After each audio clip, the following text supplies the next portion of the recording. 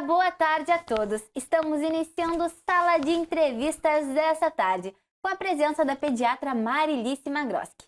Hoje a gente vai abordar a coqueluche, discutindo os principais aspectos da doença e os riscos para crianças, gestantes e a população em geral, além de oferecer orientações sobre a importância da vacinação como medida de prevenção. Seja muito bem-vinda novamente, doutora. Muito obrigada pelo convite. É um prazer estar aqui. Doutora, eu gostaria que a senhora falasse para a gente, explicasse então o que é a coqueluche e por que está sendo tão falada neste momento. Bom, a coqueluche é uma doença bacteriana, que é possível buscar evitá-la através da imunização, das vacinas. E é uma doença que a cada tempo ela tem um aumento do número de casos, e isso ocorre não só aqui no nosso Brasil, no Rio Grande do Sul, no Rio Grande, como uma doença que acontece em todo o mundo. Então, vários países têm a mesma característica. De tempos em tempos, é uma doença que evolui com picos de aumento do número de casos. E, ao mesmo tempo, é uma doença que preocupa pela sua gravidade, né? A gente tem as crianças pequenas como maior preocupação, né? Pelos riscos que essas crianças correm. E a gente tem formas de prevenção e que a gente tem que explorar de forma bem importante para que a gente possa, pelo menos, protegê-las no momento mais crítico, onde poderia trazer consequências mais graves, incluindo até o óbito. Ano passado a gente teve registros, Foram números altos e principalmente foram os bebês, de 2 meses até 3 meses. Na faixa dos 2 aos 3 meses foi o maior número de casos. O maior número de casos, E a gente tem esses números em 2024 e em 2025 a gente está recém em março, E já tem grandes números também relacionados a essa doença. A gente tem registrado também um óbito em um adolescente, Sim. Como prevenir essa doença, doutora? Bom, registre-se que no ano passado foram 29 óbitos, dentre os casos notificados, porque pode haver também a subnotificação, não se tem o diagnóstico, E dos 29 casos, 24 deles foram crianças abaixo de 1 ano. São muito pequenininhos. São muito pequenos e com alto risco, Nós podemos, através da imunização precoce, que começa aos 2 meses de idade, começar a promoção da prevenção, digamos assim, E aí temos outra forma de prevenção, que é o uso da vacina nas gestantes. Que é onde tudo tem que começar, então, onde esse tudo cuidado deve começar. Com os bebezinhos. Então, assim, para proteger os menores bebês, então, enquanto eles ainda, principalmente, não começaram a imunização, a vacinação da gestante é um fator bastante importante.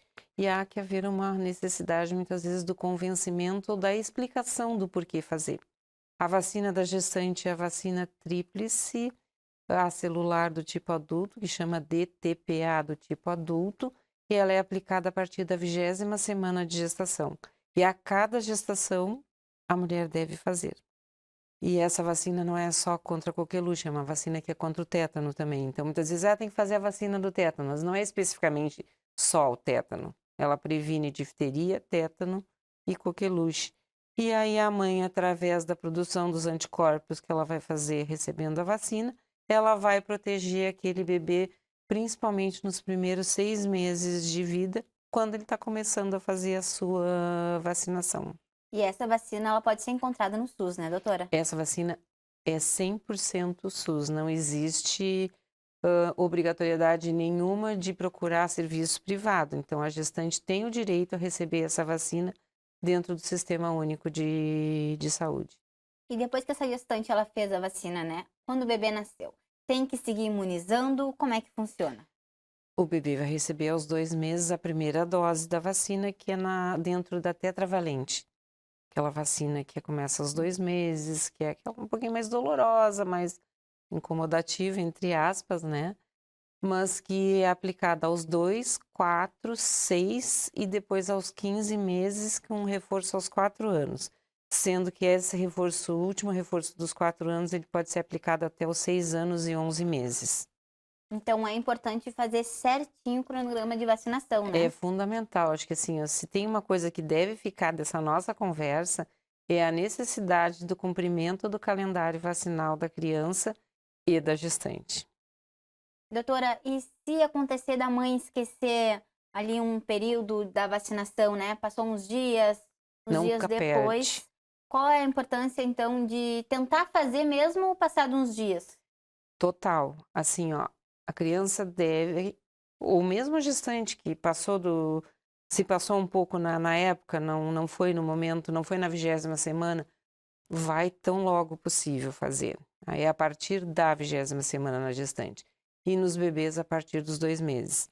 Os bebês recebem, quando estão ainda no hospital, a vacina BCG e a hepatite B. E a próxima vacina que eles recebem é essa de 2 meses, que é já nas unidades de saúde dos seus municípios, né? Doutora, a gente começou falando, né, sobre a prevenção. A gente falou um pouquinho do que é a doença, a gente falou sobre prevenção. É importante a gente falar também agora do que é a doença em si, né? E como é feito o diagnóstico dessa doença, para as pessoas entenderem a importância de ficar com a vacina em dia e não correr o risco dos seus pequenos passarem por isso, né? Bom, é uma doença que é transmitida através da tosse, do espirro, da própria fala, através das gotículas.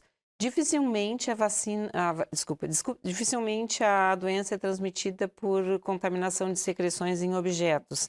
Em geral, a bactéria não resiste nesses objetos, então é a contaminação direta, né? Então, muitas vezes o indivíduo nem sabe que está doente e ele já está transmitindo a doença, né? Então, tem que ter esse cuidado importante, assim, com a questão da tosse. E a doença pode se manifestar inicialmente como se fosse um quadro gripal, até com pouca febre, com poucos sintomas, e aí muitas vezes não é pensado em coqueluche. Mas, seguido deste momento inicial, que pode ser, né, dessa contaminação, que pode, a partir dela, ser de 5 a 10 dias o período para manifestação em quem se contaminou começar a ter sintomas. Ela demora um pouquinho Ela mais, demora não um é uma pouco. doença que é logo diagnosticada de cara. Não, tu te contaminas, né, que aí tu vai ter um período de incubação, que a gente chama.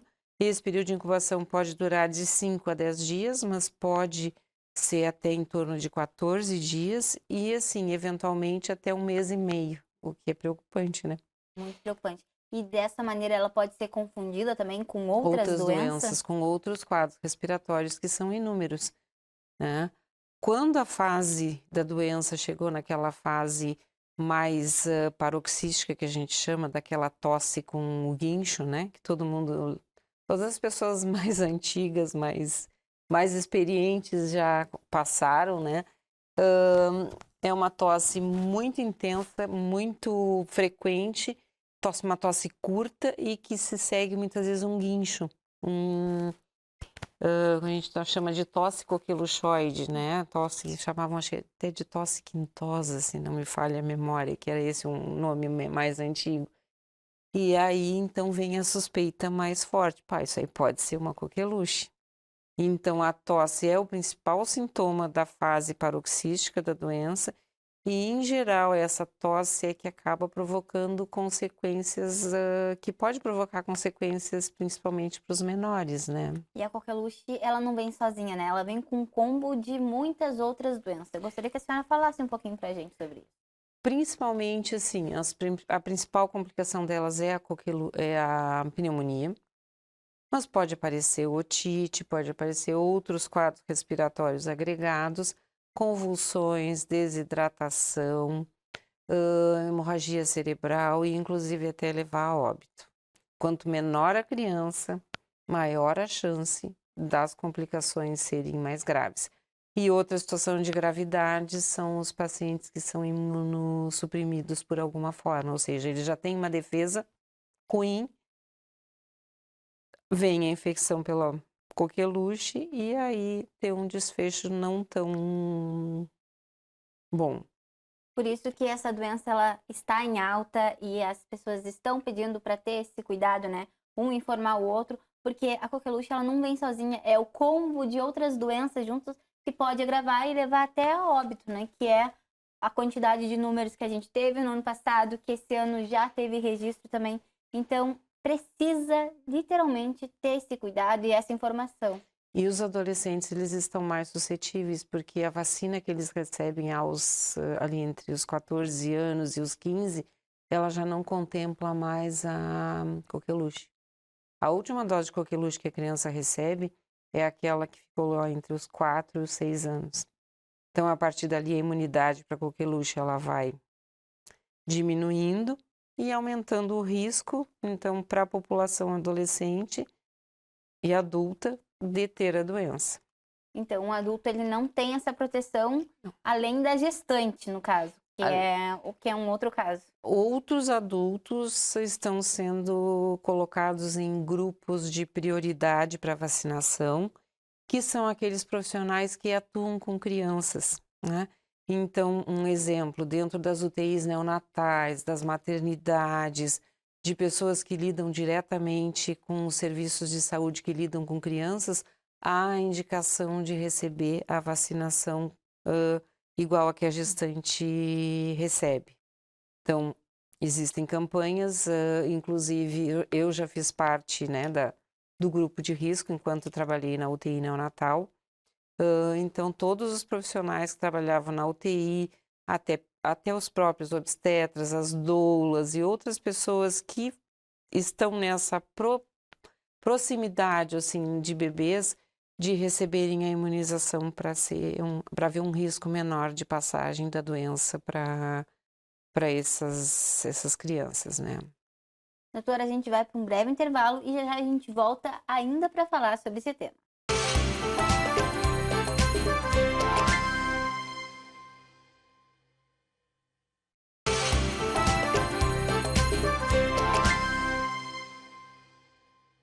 Estamos de volta com Sala de Entrevistas desta tarde. E quem está aqui com a gente hoje é a pediatra Marilíssima Grossi.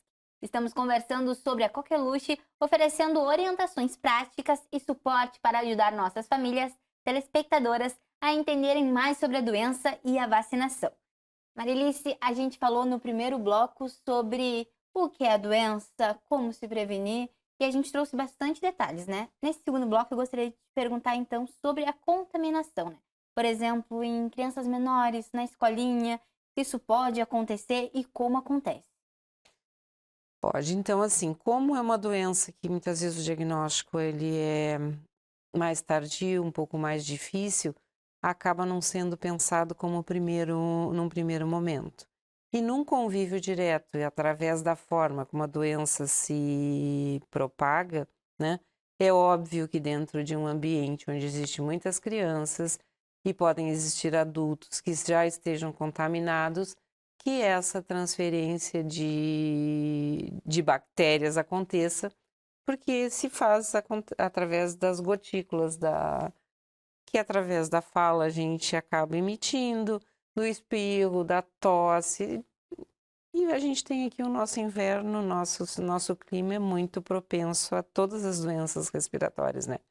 A gente sabe que dentro de um período, principalmente no período de inverno, as crianças costumam ter de 10 a 14, 15 infecções de vias aéreas naturalmente.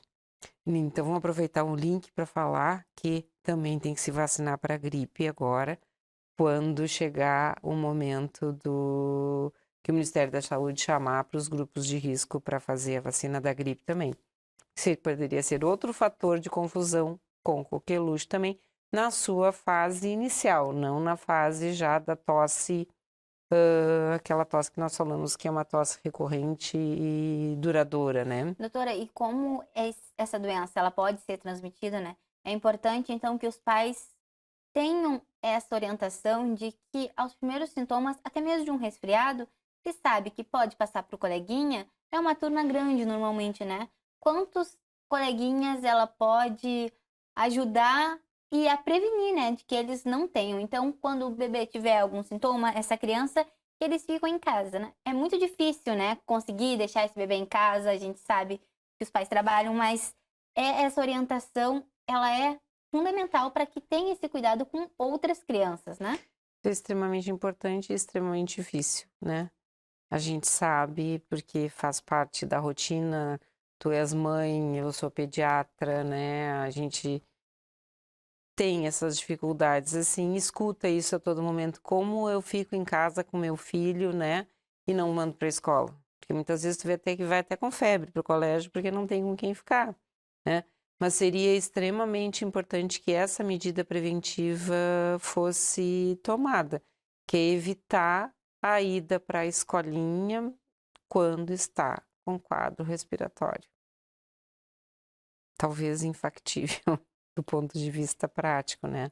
Mas sempre que é possível, o evitar é o melhor caminho. Doutora, a gente falou então do que é a doença, da prevenção e qual é o tratamento dessa doença. O tratamento é até simples perto do contexto da doença. Hoje ela é tratada com um antibiótico, que é a azitromicina, né, como primeira escolha, por 5 dias. Mas sabendo que a tosse, ela pode, mesmo sendo tratada, ela pode persistir por 4 a 6 semanas ainda depois do momento mais grave, assim, da questão e mesmo do uso do antibiótico. É bastante tempo de tosse, tanto para uma criança quanto para um adulto, né? É bastante tempo de tosse, mesmo sendo tratado. Então é o torcedor crônico, né, que fica tossindo, tossindo, tossindo lá na... Deixa eu ver aqui. A gente falou das complicações mais graves, né? E nessas crianças maiores, né, que elas já não têm a imunidade da vacinação quando criança, quais são os riscos para eles e o que eles passam? Os sintomas vão ser os mesmos, né? A tosse é importante e aí na criança, no adolescente, o importante assim de não negligenciar sem levar à consulta médica. Porque se tiver um diagnóstico feito, vai tratar e pelo menos ele não vai transmitir. Embora ele possa ter ainda sintomas, mas ele já não vai ter mais a questão da transmissão. E acho que é importante que a gente fale que o diagnóstico é feito através da cultura da secreção da nasofaringe, É muito importante né? explicar. E é uma doença que exige notificação compulsória, ou seja, um diagnóstico, uma suspeita diagnóstica deve ser encaminhada para o Serviço de Vigilância de Saúde do município para a coleta de material para um diagnóstico preciso. Então, por isso que a gente fala da subnotificação. Fica lá tossindo, tossindo, tossindo, não faz um diagnóstico, não é feito, ele continua sendo alguém que está transmitindo a doença. E aqui no município em Rio Grande, a gente consegue esse resultado aqui mesmo ou precisa ir para Porto Alegre, alguma coisa assim? Não, é coletado na vigilância do município mesmo. Então, o diagnóstico, É daqui mesmo. eu não sei, só não sei te dizer se ele é feito aqui ou se coletado apenas e encaminhado para Porto Alegre. Algumas coisas são encaminhadas, né? Alguns exames são encaminhados. Mas, de qualquer forma, a importância é essa aqui. A suspeita tem que haver notificação e tem que haver a coleta de exame. Só dessa maneira é diagnosticada essa doença. Para tu ter a afirmação do diagnóstico, sim. O que pode acontecer é que muitas vezes os tratamentos vão acontecer independente de qualquer coisa e tu não ficou sabendo se foi ou não. E esses sintomas, né, eles costumam desaparecer em quanto tempo? Falasse da tosse, que ela dura bastante tempo, né? 4 a 6 semanas de tempo realmente para desaparecer os sintomas.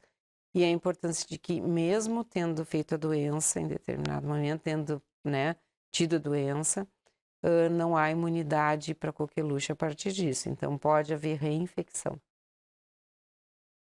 Isso é interessante de falar também, porque mesmo com as vacinas em dias, teve a coqueluche, e mesmo com a vacina em dia, é possível então ter essa doença ou as crianças ou Pode, adultos, normalmente ela vem de uma forma mais leve.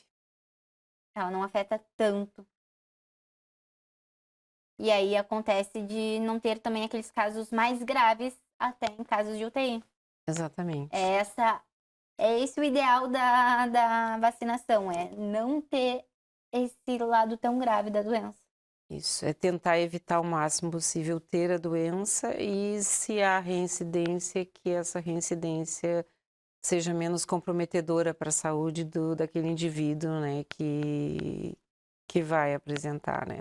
E é comum o adulto pegar, passar para a criança e a criança, todo mundo em casa ficar contaminado? Inclusive, existe o tratamento dos comunicantes. Quando se diagnostica um caso dentro de uma família, vão ter as pessoas que são aquelas que tratam diretamente com essa criança, e esses indivíduos deverão também receber a que a gente chama de quimioprofilaxia, que é o tratamento também da doença, porque aí, senão eles vão estar passando para outras pessoas também. E a senhora já teve casos de coqueluche no seu consultório? Eu recebi uma criança que foi suspeita de coqueluche, que veio de uma unidade de saúde já tratada. Esse ano não sei se tive a sorte, talvez, de não ter tido, né, mas a gente tem que ficar sempre alerta, né. E a princípio no município, como é que tá a situação? Eu não sei te dizer a respeito das unidades de saúde a quantas nós andamos. Não sei te dizer, porque senão a gente precisaria de dados mais específicos com a própria vigilância a respeito que nem todas as unidades têm atendimento pediátrico também, né. E hoje o atendimento pediátrico do município está muito por conta do que acontece de atendimento na UPA, para as urgências, e nas unidades para as puericulturas. Então, mas provavelmente as UPAs sejam os locais onde há maior probabilidade de chegarem esses bebês com sintomas que surgiram, né, a coqueluche. Doutora, a gente já conversou de tudo um pouquinho, né, sobre essa doença. Eu gostaria que a senhora trouxesse mais alguma informação relevante que a senhora tem. Acho que o que é relevante, que a gente tem que falar, é que é necessário se vacinar, né.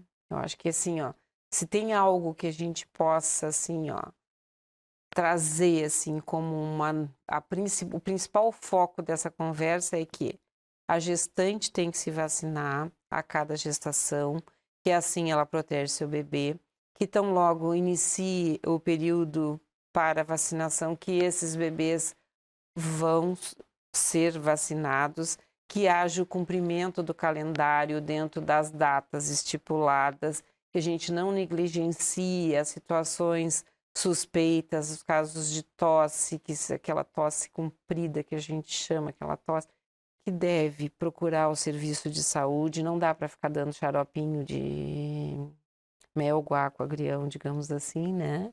Porque, é tosse, vai passar, a gente deixa assim, não. Tem que procurar o serviço de saúde quando houver um quadro que chame mais atenção, que está fora daquele padrão habitual de tosse, de doença, né? E principalmente que a gestante é a principal, eu acho que o principal foco dentro desse grupo é a gestante, porque é ela que vai proteger o bebê mais do que qualquer coisa.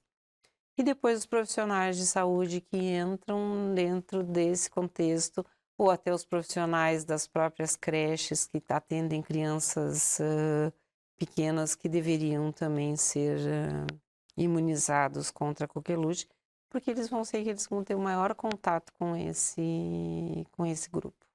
E a prevenção é somente a vacina, né, doutora? E eu até ia te perguntar se tem algum sintoma que o pai e a mãe podem perceber, mas realmente é uma doença mais complicada, né? Leva até um tempo para os profissionais diagnosticarem ela. Exatamente, porque se ela aparece um quadro gripal, quantas crianças, né, vão à consulta ou tá com coriza, tá com uma tosse seca, que daqui a pouco pode que em alguns dias evolua para um quadro diferente desse. Não vamos tratar todo mundo com antibiótico? Não podemos, né?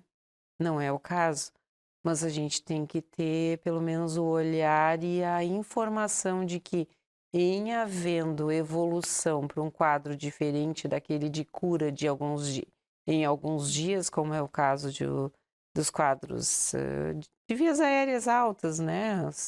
As gripes e os resfriados comuns, haja a suspeita e a procura do serviço de saúde para uma investigação mais aprimorada, digamos assim. Tá certo. Doutora, a gente já está chegando ao fim do nosso programa. Eu gostaria de agradecer a tua presença aqui novamente, por esclarecer sobre essa doença que é tão grave e é tão importante ter essa informação para todos ficarem atentos. Muito obrigada pela oportunidade de poder falar, né, com todo o nosso público que assiste a TV aqui e dizer que a gente precisa sempre estar de olho, né? Todos nós, adultos, né, que trabalhamos em hospital, que trabalhamos em consultório, que trabalhamos com crianças, né? Porque a gente também fica doente. E aí nós também somos as pessoas que vamos levar a doença para os pequenos. Com certeza. Muito obrigada, doutora. E para você que me assiste aqui, se você ainda não nos segue no Instagram, é @TV O Farol do Sul. Você pode enviar mensagens e acompanhar os nossos bastidores. Se quiser me acompanhar também, é só seguir no Instagram @bruna.cantalupe. Importante lembrar do nosso canal no YouTube. Se inscreva lá para acompanhar a nossa programação. Obrigada pela companhia nesta tarde. Tchau e até o próximo Sala de Entrevistas.